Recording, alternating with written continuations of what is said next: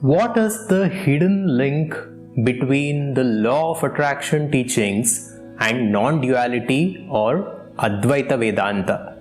Today we will look at these two seemingly different and isolated teachings or philosophies, and we will try to find their link, and we will try to understand the nature of reality holistically by understanding these two teachings. On the one hand, we have Advaita Vedanta or non-dualism, which is the most sophisticated and the most direct teaching that has been given to the mankind, which shows us the true nature of reality. Advaita Vedanta basically tells us that the nature of this reality or universe is such that it is non-dual. There is one fundamental ultimate reality, and everything else that appears to exist does not actually exist, but it is just a mere projection. Just like how we dream different dreams when we are asleep, and how we say that those dreams are not real once we wake up, what non-dualism tells us is that this universe and the life that we are living now is also a mere illusion. And once we wake up from this reality to the absolute reality, we will say that even this reality is an illusion. The primary teaching of the Advaita Vedanta is that consciousness or awareness is this fundamental reality, and everything else is an object of consciousness, whereas consciousness itself is independent and is permanent.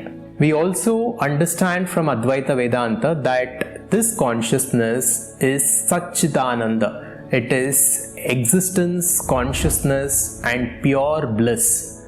It is absolute, it is infinite, it is all powerful, and it is limitless. There is nothing else in this universe apart from it. Now let us understand Advaita Vedanta with a simple example. We all dream different dreams, and when we are within our dreams, whatever we are experiencing within the dream seems to be real to us. We talk to different people, we engage with the environment, and we do various activities within our dreams. And we think that the environment around us and the people around us within the dream have their own independent existence and have their own separate realities. But only when we wake up, we realize that all those people and the entire universe that I was experiencing within the dream was just a projection within my mind, and all of it did not truly exist. Now this is how we need to understand the waking reality also. What Vedanta tells us is that you are not your body and mind. Your body and mind are just like clothes that you wear. They are masks.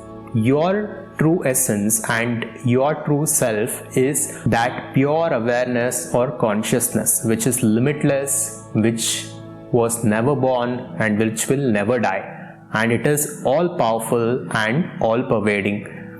You have identified yourself with this mask that you are wearing, which is your body and mind, and you are living your life within this limitation by assuming that you are this body and mind. That is why you are suffering. That is why you are vulnerable to pain. It is because that you think that you will one day die, you are suffering. But once you realize who you truly are, once you realize your true self as that pure awareness or consciousness, all of your suffering will cease to exist. So, just like how within the dream you thought the dream reality was real, right now you think that this waking reality is real.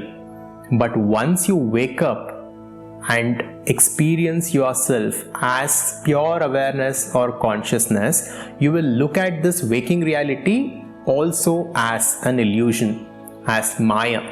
This is the primary teaching of Advaita Vedanta. Now, how can we realize that we are pure awareness or consciousness? For this, let us do a simple thought experiment. Now just close your eyes and try to empty your mind. First, remove everything that you know from your awareness. Remove everything from all the labels, from all the knowledge that you have, and your parents, your family, your own name, your body and your mind, all the concepts and all the philosophies and every belief system, all of it. Remove all of them. And then remove your assumptions about the things that you do not know. Remove everything that you do not know. You do not know a lot of subjects, you do not know a lot of languages, a lot of concepts, but you still have some assumptions about it. You still hold some deep beliefs about things that you do not know. So take all of them and throw them out. So first you have removed everything that you know, and then you removed everything that you do not know. Now, what is it that still remains? Think about it very deeply. What is it that still remains after you have removed everything? The answer is awareness or consciousness.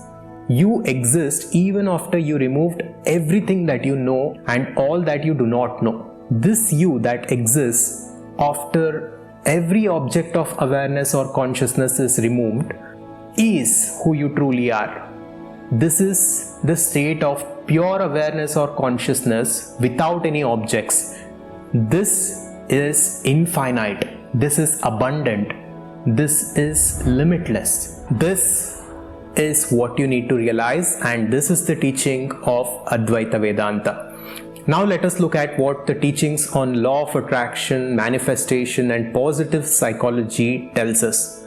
The fundamental premise of law of attraction teachings is that our thoughts create things, and we attract different situations and different objects in our lives because of the way we think and the way we feel. They basically tell us that our thoughts and our emotions are dictating our lives and they decide the direction of our lives. But what I think is that these teachings focus on a tiny spectrum of reality. They do not look at the reality as it is holistically. They are just observing a certain aspect of reality and they are ignoring the rest of it. So today we will holistically understand the reality for what it is. I am not telling here that the teachings on law of attraction or positive psychology are wrong. All I am saying is that they are limited and they are missing a lot of things which we need to understand in order to make complete sense of what reality is and in order to truly live a fulfilled life. We can never attain absolute fulfillment by desiring something which is by nature limited. We only get limited joy from limited things. So no matter how big of a desire or goal we hold, it is ultimately limited and it is temporary. So the joy that we obtain from it will also be limited and temporary. Now let us holistically look at the nature of reality with the understanding of non-dualism or Advaita Vedanta, and then looking at the teachings of law of attraction and how it actually works. What we now understand is that this universe is not what it seems. There is no objective reality as such. The universe as we see it exists within us. So we do not exist in this universe. This entire universe exists within our awareness, and our true nature is awareness, and that awareness is infinite, it is absolute, and it is eternal, and it is also abundant since it is limitless. Now what we are doing is that we are identifying with a body-mind unit and we are limiting that infinite awareness into a body-mind unit. Now, since we are limiting the infinite awareness, we become this personality. Even though our true nature is that pure consciousness which is limitless and which is abundant, we are limiting it by identifying ourselves with a body and a mind and a personality. And this universe that is around us is reflecting back to us what we hold within ourselves. So what we are seeing outside in this universe is just a reflection of what is there inside of us in terms of our belief systems and in terms of our thoughts and feelings. The primary teaching of non-dualism is that there is no subject-object split. So let's say you desire a certain amount of money. You believe that you are separate from that money and that money is something which is apart from you. You believe that you are the subject and that money is the object. But as per non-dualism, there is no subject-object split. So you and the money and the world around you, everything else is just a projection in that pure consciousness. Everything is pure consciousness. So everything is connected and everything is one. So whatever belief systems that you hold based on your personality, the world outside of you reflects it back to you. Now you are limiting that unlimited awareness or consciousness based on your belief systems and based on your personality, and then you are experiencing the world around you, which is basically reflecting back your own limitations. So in order to come out of your suffering, or in order to live your life consciously, abundantly, the way you truly want to live, you need to first of all come out of your own limitations that you have set for yourself. You need to know who you truly are, and you need to identify yourself as that absolute, infinite, limitless awareness. This is the field of infinite possibilities. Once you have identified yourself as this pure awareness, then your preferences will naturally unfold in your life with utmost ease. It has to happen because everything is awareness and you yourself are that awareness. So whatever you intend from that place of infinite possibilities and from that place of pure awareness will naturally unfold in the external world. This is how we can understand the teachings of law of attraction with the foundational understanding and with the foundational knowledge of Advaita Vedanta. And I call this process conscious creation, through which we are consciously creating the life that we truly want to live, which is a good life for us and for the society and for the world as a whole. This is why Jesus Christ said, "Seek the kingdom of God and all the things will be added unto you." Here he was just pointing towards the nature of reality, towards who you truly are.